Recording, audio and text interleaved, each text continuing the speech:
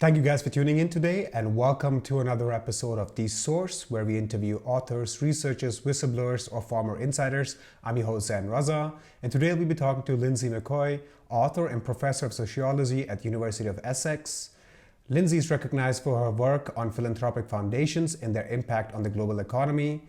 In her 2015 book called No Such Thing as a Free Gift, The Gates Foundation and the Price of Philanthropy, she examines both positive and negatives of the impact the Gates Foundation has on global health and development. Her last book is called The Unknowners: How Strategic Ignorance Rules the World. Linsey, thank you so much for your time. Thanks for having me on. Before we get into the issue of philanthropy, in particular philanthrocapitalism and the Gates Foundation, let us start with your personal motivation. What sparked your interest to pursue research in this field?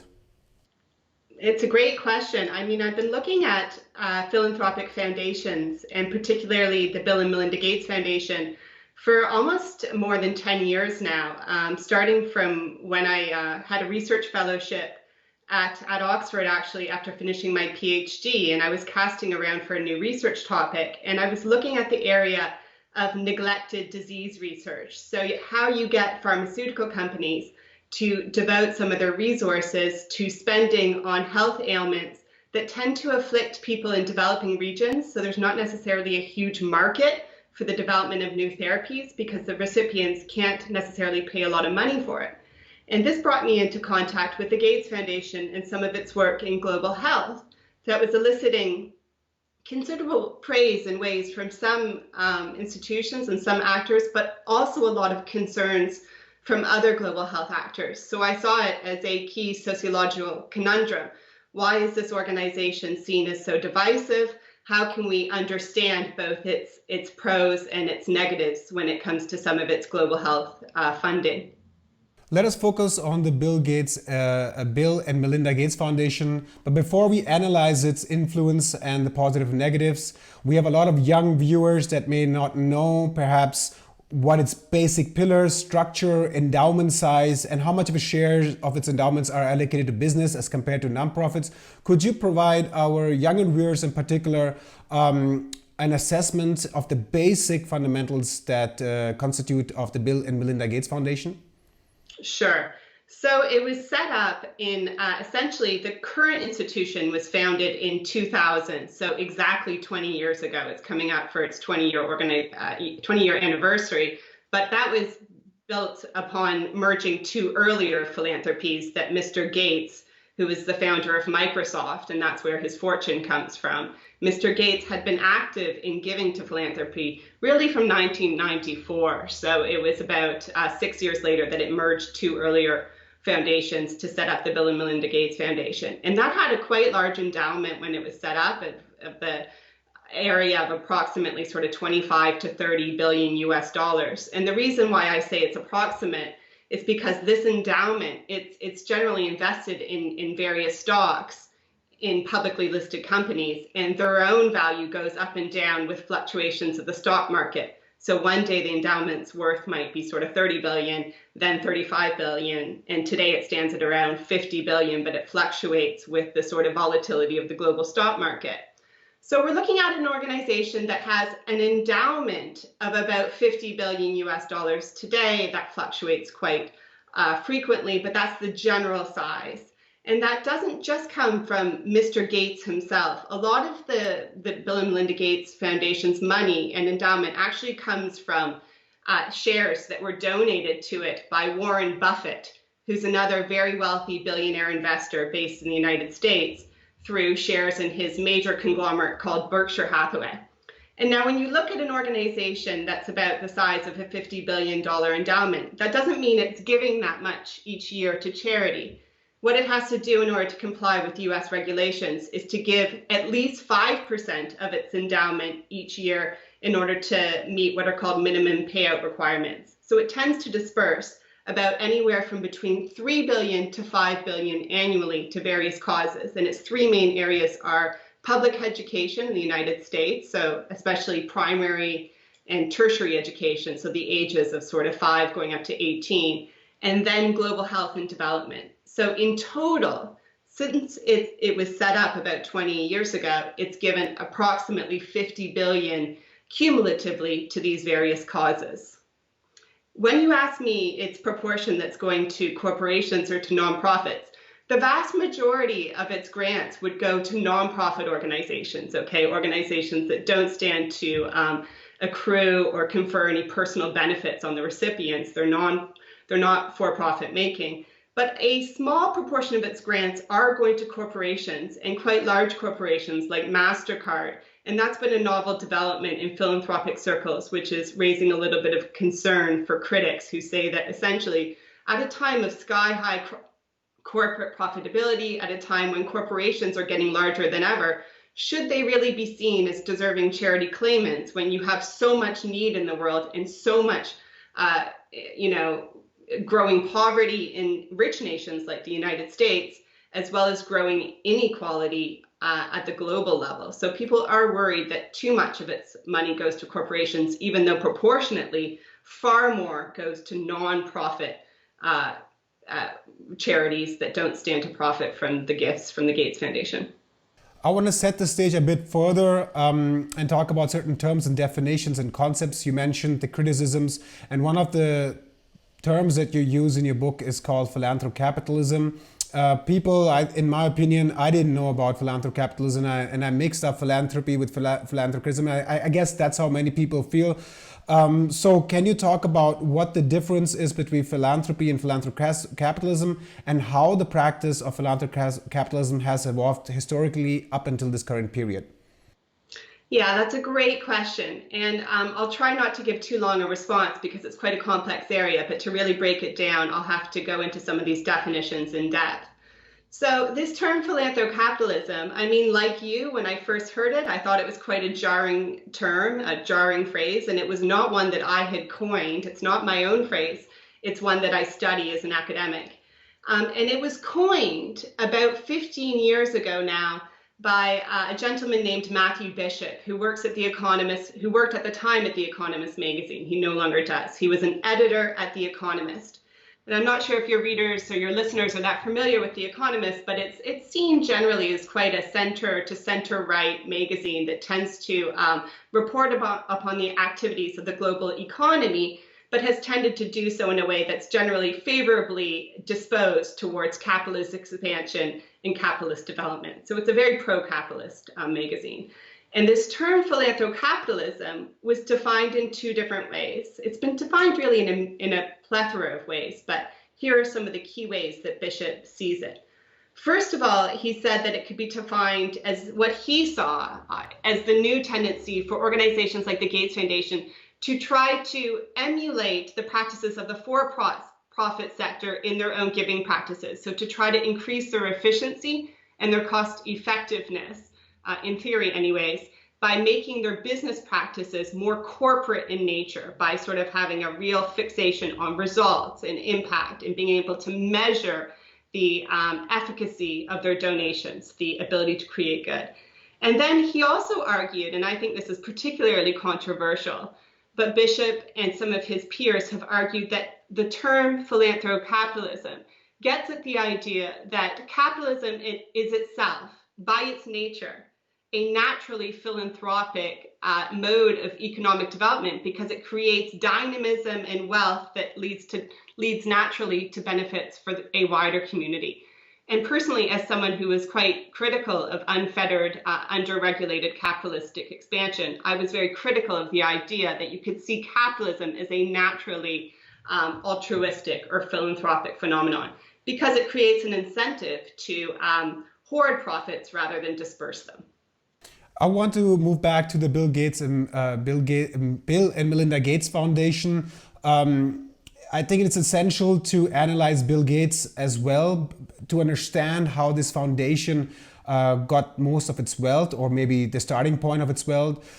Before Bill Gates stepped down as a CEO or chairman, the corporation was fined numerous times for monopolistic activities. For example, in the United States in 2000, Microsoft was almost broken up, but a settlement was reached. In the EU, it was ordered a fine of almost $800 million in 2004, and then it was fined almost $900 million for not complying for this initial fine from 2004.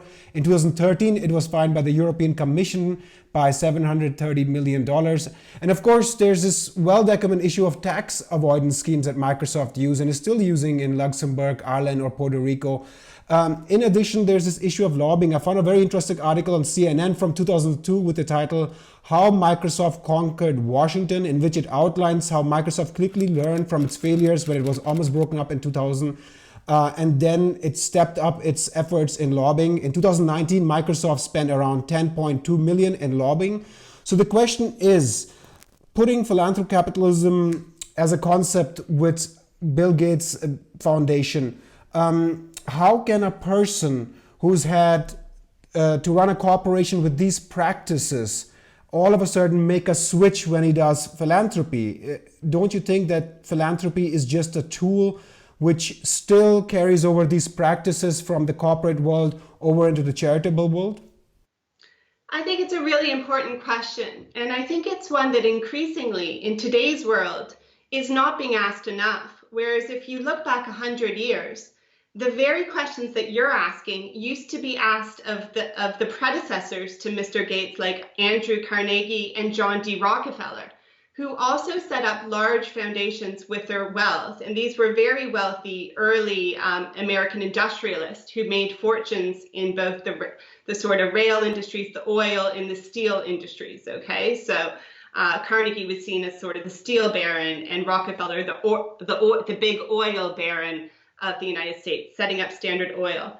And when they went to the public and said, praise us, view our activities favorably because we're going to give our money away, actually the public wasn't convinced, because they wanted those men to invest in more worker-friendly business practices rather than essentially exploit their laborers while their wealth was made and then think it was possible to sort of cleanse their conscience by giving the money away later on.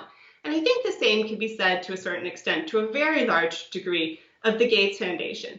Because I think even putting aside some of these anti-competitive findings that the Justice Department and other organizations like the European Commission reached about Microsoft, leading to these huge fines that you've just announced. So we have to realize what these fines are. They're an indication of illegal activity, anti-competitive activity, which has always been regulated because of the fear that you have to keep large businesses, you have to restrain them from becoming too large monopolies that essentially start to threaten the democratic process and the ability to regulate these organizations for the common good. That's why we have antitrust legislation in different regions in Europe and the United States and Canada. That's why we try to restrict monopolistic practices, because it's harmful for consumers and it's harmful for other businesses. It's actually the opposite of competitive business activity, which capitalism is, in theory, supposed to promote. But also, I think one of my biggest concerns with how Microsoft operated and continues to operate is that it really embraced the contract worker bonanza, where, they were the forerunners of what we call in the United Kingdom now the sort of zero protections gig economy, where you never know what hours you're working, you have no sick pay, you have no chance of a long-term retirement benefit once your job is deemed expendable or when you're older. So you've got all these reductions in worker protections through the emergence of the contract worker economy. And Microsoft in the 80s and the 1990s, so 20, 30 years ago, was really at the forefront of hiring in these sort of armies of temporary workers who did not have adequate worker protections. So when something like COVID hits today, and Mr. Gates is saying, I think quite rightly, he's trying to help, and we can come to that later. I don't subscribe to all these conspiracy theories who see him as the sort of evil character determined to profit from harming people. I think that's just horrendous. That's another extreme and really prevents the type of cautious criticism that I think needs to be made. So he's not deliberately trying to harm people in any way. But I think while he was in business, while he was CEO of Microsoft and later the chairman, he should have done more to make sure that that corporation had better worker protections than he did for its so-called less skilled temporary workers. These are often essential workers who are not treated as fairly as they should be. I think it's a good point that you make about trying to paint certain sort of intention that Bill Gates is. For example, in the I don't think of the left in the way that people portray it. I think of more as people who think about the system and reflect about the system.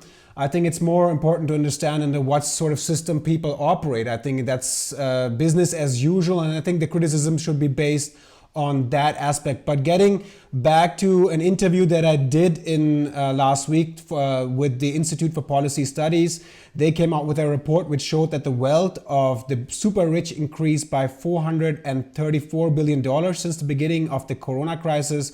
In this interview, one of the authors, Omar, stated, and I'm paraphrasing here, that charitable donations aren't actually donations from the super rich, but is money accrued by billionaires via exploitation or tax evasion, and then is handed out as charity. So in essence, he was saying that the tax not paid by billionaires and corporations is an effective subsidy, and therefore any donation made by the super rich is in essence a form of subsidized charity. So what is your concept of subsidized charity? Did you come across this when you were researching, and would you think this is a legitimate criticism to make? I think it's definitely a legitimate criticism because essentially this charity is subsidized in many different ways. First of all, it's subsidized at the basic level of tax privileges, which you accrue when you donate anything in the United States.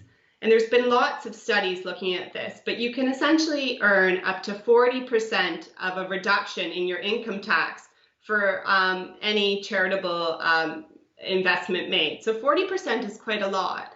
And that means that essentially, when you look at someplace like the Gates Foundation and they claim to have given away $50 billion cumulatively, that doesn't take into account the tax benefits they've received. So actually, a lot of that money is deferred money that would have gone to the Treasury for expenditure on social spending that goes towards different social programs, poverty relief, shelter building, subsidized housing building, things that are essential to really expand in today's world when increasingly so many people are living in very impoverished and eviscerated conditions as a result of a sort of hyper-globalized world where too little has been done to help the average worker today, as well as care workers and all sorts of demographics that are not sufficiently seen as the essential part of the economy that they are.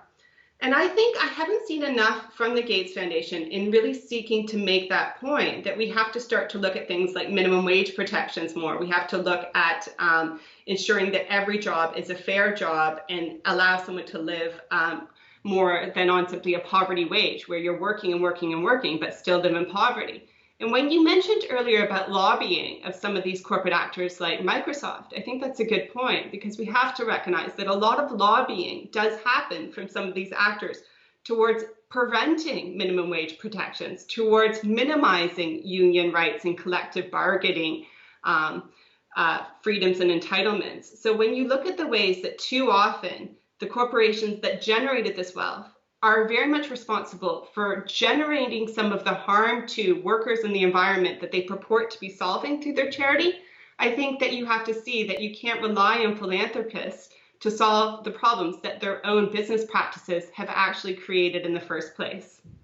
Another aspect I want to bring into play is the concept of opportunity cost. Yes, if Bill Gates, for example, donates generously domestically or abroad, then we're bound to see improvements in social indicators, especially if these areas are at rock bottom. And this is then hailed in the media as benevolent action, sometimes even on par with religious level. But shouldn't the real question be what would be the outcome if, in comparison, the super rich would pay taxes domestically and abroad? What do you think of also employing the opportunity cost? What would people be better off, in your opinion, if these billionaires paid taxes and everything that you just mentioned, such as workers' rights? Or do you think there's sort of a different opinion that philanthropy by private people provides sort of a niche and is more targeted and therefore has a much more social value? Where do you see is the right choice, and is it a mixed bag, or should we go one way or the other? It's a great question. I think I'm always in favor of a sort of moderate approach in a way. So I wouldn't say that we should dispense with philanthropic organizations altogether, because they often do perform a valuable function. And just let me give some examples. So for example, we can't rely on governments to necessarily be the only provider of safety nets for people, because if you get into a state where you've got an increasingly authoritarian government, if you've got a government that might be democratically elected, but is still leading to potential harm to particular groups that have fewer protections, as I think arguably we might be seeing right now in India, where Narendra Modi, for example, does have a lot of support of the populace, but some of his recent laws have been really pernicious for some of the Muslim minority in that country. So I think that's worrying for people, that you can have a democratically elected government that becomes increasingly authoritarian. And for that reason, you should, in theory and practice, I think, have checks on the absolute power of a government as well, both through different electoral checks, but also through creating freedom of expression and freedoms for the right of charities within reason to give money where they would like. And you can see, for example, that in the past, different US governments have really cracked down on family planning internationally. So they, if you know, to please some of their anti-abortion base, they don't allow US aid money to go towards reproductive health services for women, even though those health services are often very beneficial. So when I was looking at some of the good parts of the Gates Foundation, some of the staff I spoke with at the World Health Organization said we need to celebrate the fact that at least the Gates Foundation can give some of its money to reproductive health when the US government refuses to. And that's an important point, I think, to celebrate and to praise the Gates Foundation about. At the same time, though, when you said that, of course, when they give their money, it's going to create a positive effect, I think that we have to look at the fact that what they give is actually a lot less compared to what countries give, both through their own internal spending on health. So what most poor nations spend, even the poorest spend on health, is more than they receive in overseas aid or philanthropy. So we actually discredit and don't do justice to the developing world when we perpetuate these sort of, I think, very pernicious and wrong sort of white savior mentality attitudes, which suggest that the Gates Foundation is saving global health or is primarily responsible for global health gains, when it's really not. It really has been useful in putting some money towards neglected causes, but that money is really, really dwarfed by the amount given in overseas development aid. So just to briefly give you a statistic on this, what cumulatively the various OECD countries give, including Germany, the UK, Canada, the US, so that's the Organization for Economic Cooperation and Development, they cumulatively spend about 130 billion every year, US dollars, on overseas aid. So that 130 billion annually is a lot more than the sort of 2 to 3 or 4 billion that the Gates Foundation spends each year. So I think we need to celebrate the fact that taxpayers across the world are themselves leading to the positive health gains that we're giving. And if we don't celebrate that, we risk really perpetuating this false idea that private philanthropists can save us, when actually a lot of the time they're just saving their own conscience.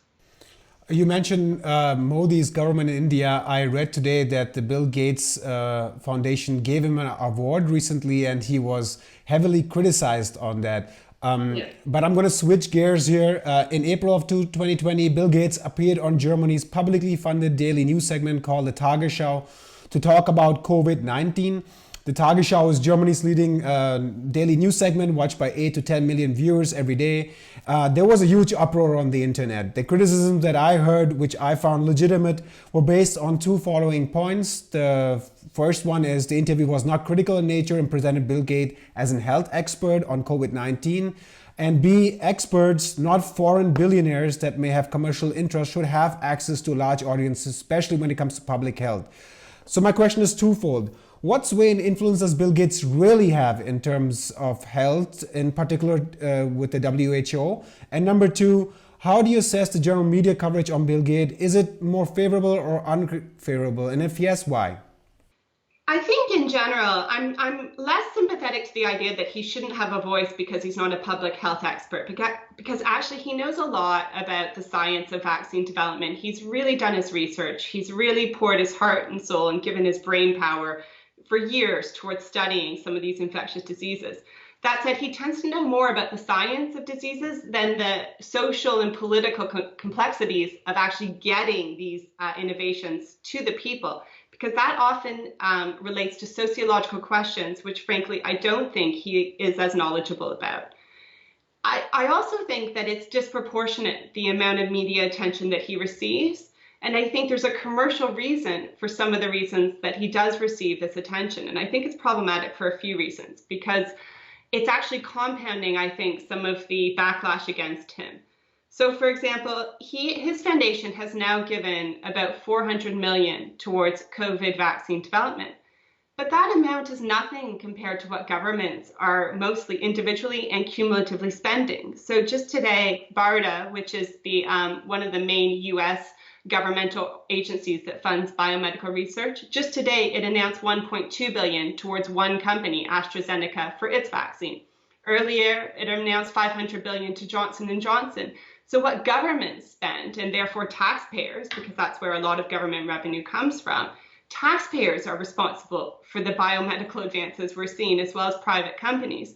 So actually, in the grand scheme of things, what Gates is spending on vaccines through his foundation is a lot when it comes from one foundation. But compared to what governments spend, it's not nearly as much, okay? And yet, too often in the media, especially the business media, which loves to celebrate these sort of mythologized stories of individualized heroism, you'll see headlines like Gates vaccine is almost ready, or Gates COVID vaccine might be out by the end of next year.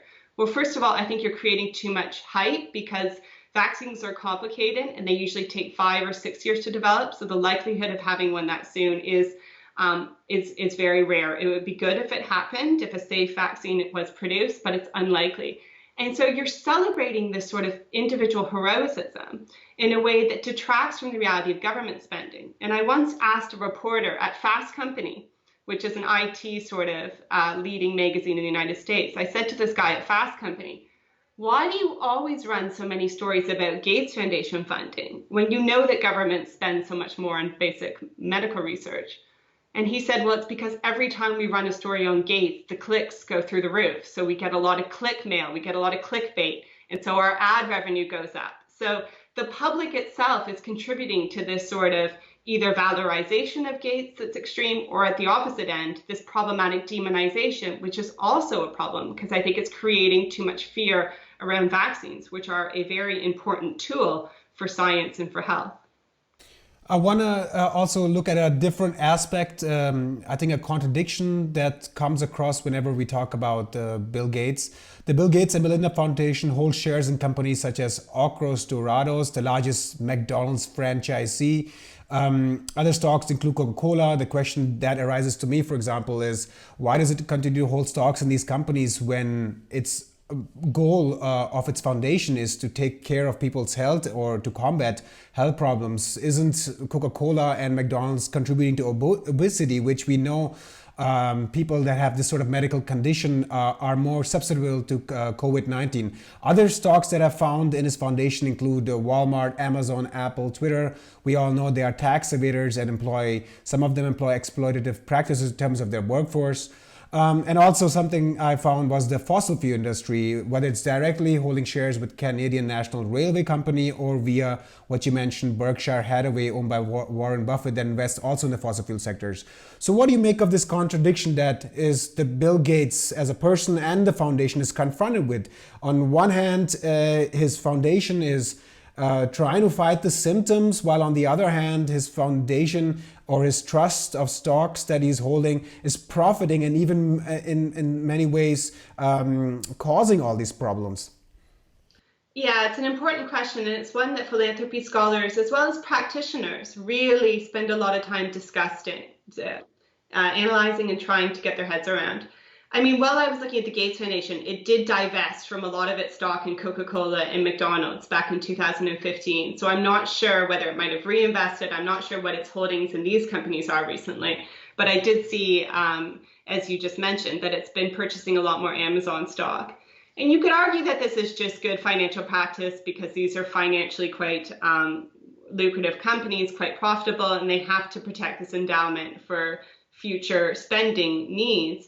But at the same time, this really gets, I think, at the center of debates that we're not asking as much as we should be as scholars and as people who want to live in a sustainable world. We need to be applying more pressure on large foundations and any sort of organization that purports to have a social benefit to divest from organizations and industries that create exploitative working conditions or that have a very detrimental effect on the environment. And when you have Mr. Gates investing in these companies through his endowment, or even more problematically, from my view, giving money to corporations that are essentially tax privileged money that I think should only be directed towards a nonprofit recipient, because these corporations earn money from those gifts. So if you're going to give any money to them, I think it should have to be repaid by the corporations, and currently it's not, which is something that I argue is a breach of IRS regulations towards making sure that charity is not used to incur what's called private benefit. So I think the Gates Foundation has set up quite a few problematic precedents and practices through its belief that business, corporate, and governmental partnerships are inevitably a good thing. Well, actually, sometimes they're not. And if you partner too much with business, then you lose the ability to regulate business or to penalize them when businesses do wrong, because actually you've created too much of a cozy, almost a cronyistic relationship between the business sector and the nonprofit realm. And I think that's dangerous. There should be boundaries and separation between different areas of the economy so that they act as checks and balances on each other. What about democracy in terms of this foundation? Is it following democratic rules such as accountability, transparency, and even within the foundation that people have a say? What were you able to uncover, and what criticisms do you see on this aspect? I think this is one of the biggest questions to ask today. In what way does having these non-elected officials being so powerful at the level of the world stage actually undermine principles of democratic accountability to a constituency that you are legally beholden to through the very structures of an electoral system that is democratic in nature? And essentially, the Gates Foundation claims to stay within the law, but as I've said, I do think some of its gifts to corporations might breach IRS regulations. And essentially, there doesn't seem to be a lot of political will in the United States to scrutinize this that effectively, because people can see that he does mean well and he's trying to create good. And I think his motives might be well intended, but they can create unintended effects where the precedents he has established makes it more feasible for someone with less beneficial motives to actually expand in even more corporate gifting practices.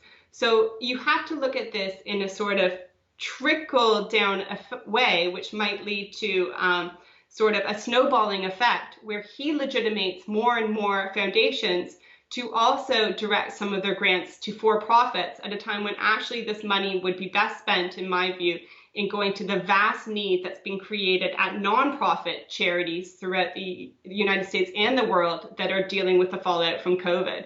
So you have to look at the level of precedent setting. And I think too many people are reluctant to do that because they're worried about appearing mean, or they say it's his money, he can do what he wants with it.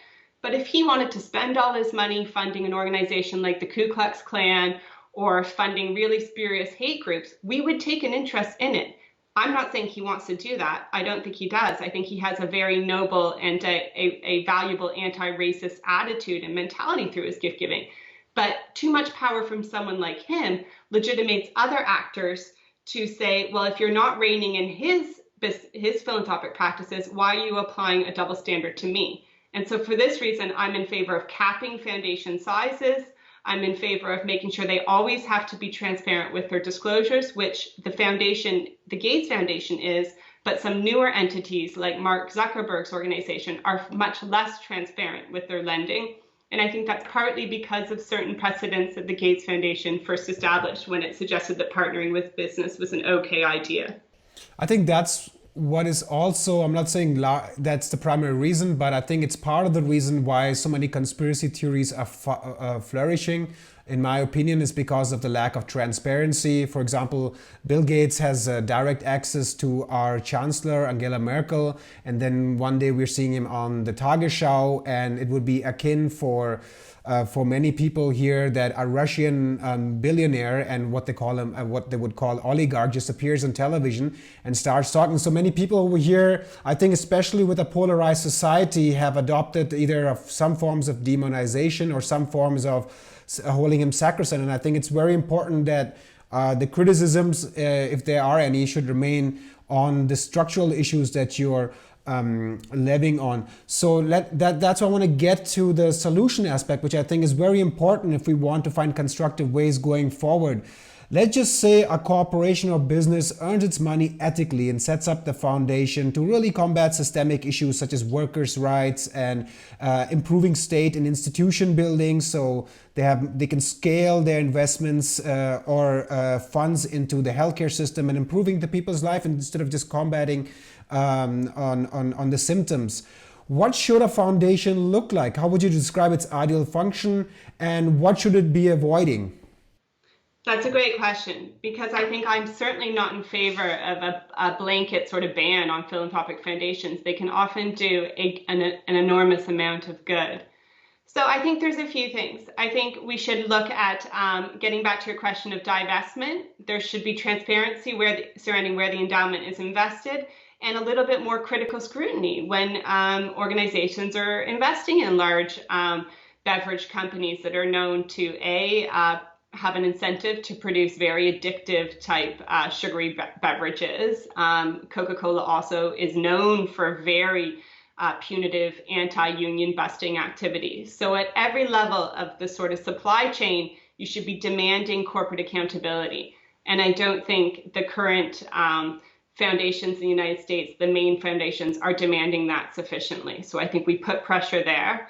I think we drive home the view that philanthropy is no substitute for tax. Okay, so we point out that maybe giving some of one's excess wealth to charity is a good thing, but it's not a substitute for taxation. First of all, because it can be withdrawn at a whim. If the benefactor decides, I just don't want to give money this year, then there's not a lot of legal way to deter that from happening. You could find a company, a foundation in the States that doesn't meet its minimum payout requirements, but it could simply give a little bit more one year and offset that concern.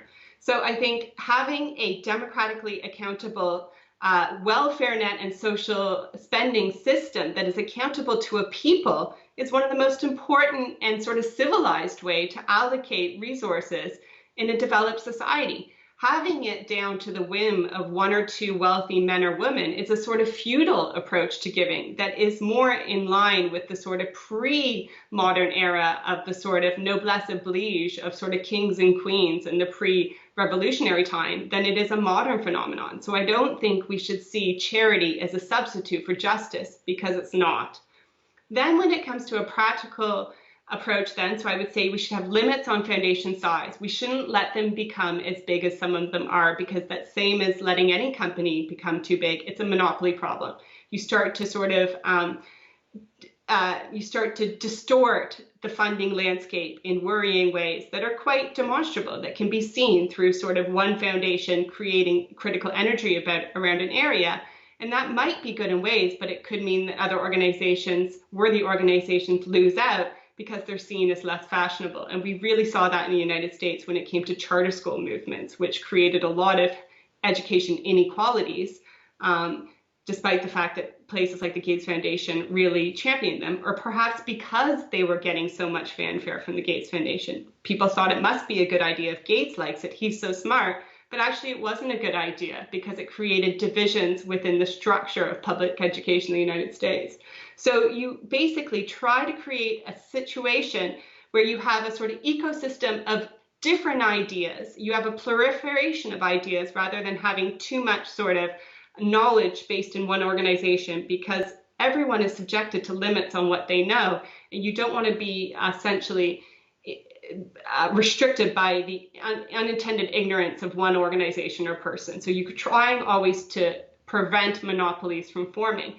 The other big thing is board representation. So you have to have, say, different representatives of civil society on boards, potentially, is an argument that some people make, because they think an organization like the Gates Foundation has a very closed board where its trustees consist of only Bill, Melinda, and Warren Buffett, the head of Berkshire Hathaway. So that's some of the regulations and suggestions that have been proposed.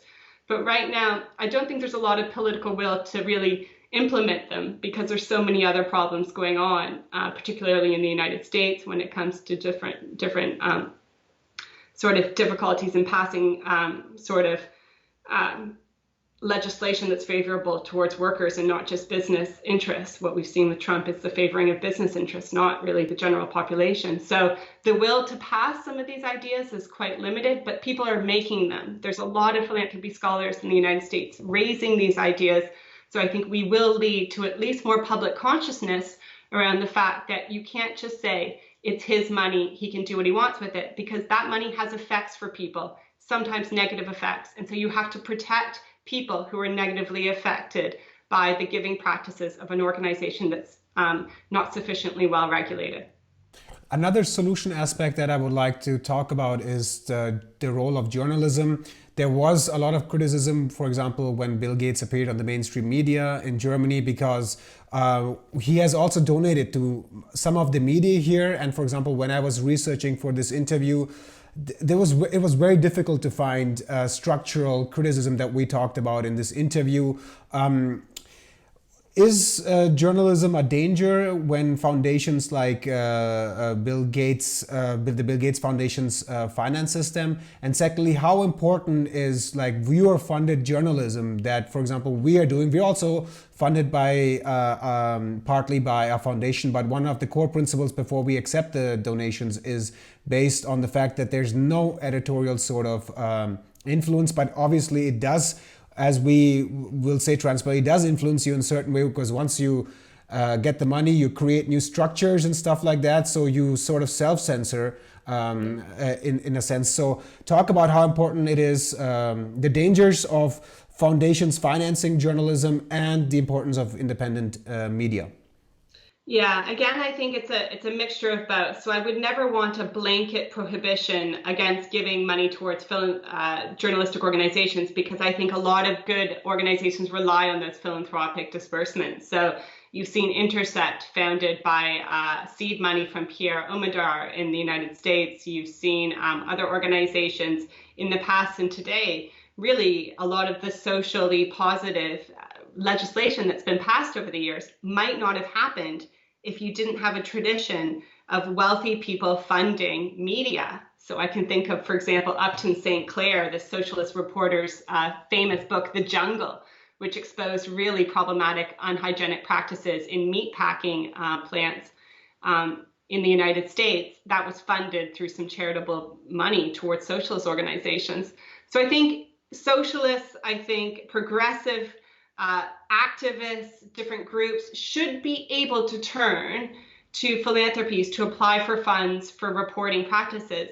But again, it speaks to this last point that I made about trying not to let any one organization fund too much, to look at that critically so that you don't start to get to the problem of group thinking, knowledge silos where people are just incapable of seeing beyond the purview of their limited knowledge, because literally you have a squeezing out, in effect, of antagonistic ideas from other places that can create a real marketplace of ideas, which I think is a necessary and vital aspect of any thriving democratic society. So I would, if it was me, and I was an organization in the media looking for money, I wouldn't be afraid to approach different large foundations, but then I would be even more critical of some of those foundations that are funding me. And if they then shut down your funding, use that, disclose it, talk about it. And unfortunately, it might lead to, starved sort of funding sources, but at least you've done your job in a really integrity-based way. So let's see, we'll try to apply for a fund from the Bill Gates and Melinda Foundation after this interview, and I'll let you know. I mean, go for it. Yeah, they like to be seen, I think, as iconoclastic and willing to fund divergent ideas. So, sometimes it's okay to use that reality to one's benefit. I think it's also, it says something about someone when they fund you to criticize you. It shows a different sort of level, but I've yet to come across a funder that would allow that. For example, The Intercept, which I follow closely, I think you mentioned the funder peer Odimer. I have yet to see a criticism on him. Maybe I missed it, but I haven't seen up to now on their own platform. And so it is something that maybe we as a society should be aiming at. So for my last question, very simple. Should billionaires exist? No, I think we should be finding new distributive mechanisms to keep the very wealthy from accruing that amount of obscene wealth in the first place, whether it's ratios and limits on what the highest earner in a company can take home in comparison to the lowest paid worker, whether it's stronger redistributive practices through taxation, minimum wages. All sorts of mechanisms are at our disposal to nip this problem in the bud when it comes to obscene wealth accumulation in the first place. And I think we should see that as part of the necessary step in our societies, our global societies today, are to democratize the economy. And if we democratize the economy in a more worker-friendly way, then we wouldn't have these vast, often illegally accrued fortunes to begin with. So yes, I think we should abolish billionaire wealth today. Linsey McGoey, author and professor of sociology at the University of Essex, thank you so much for your time. Thank you. And thank you guys for tuning in today. Don't forget to subscribe to our YouTube channel and to donate so we can continue to produce independent and non-profit news and analysis. I'm your host, San Raza. See you guys next time.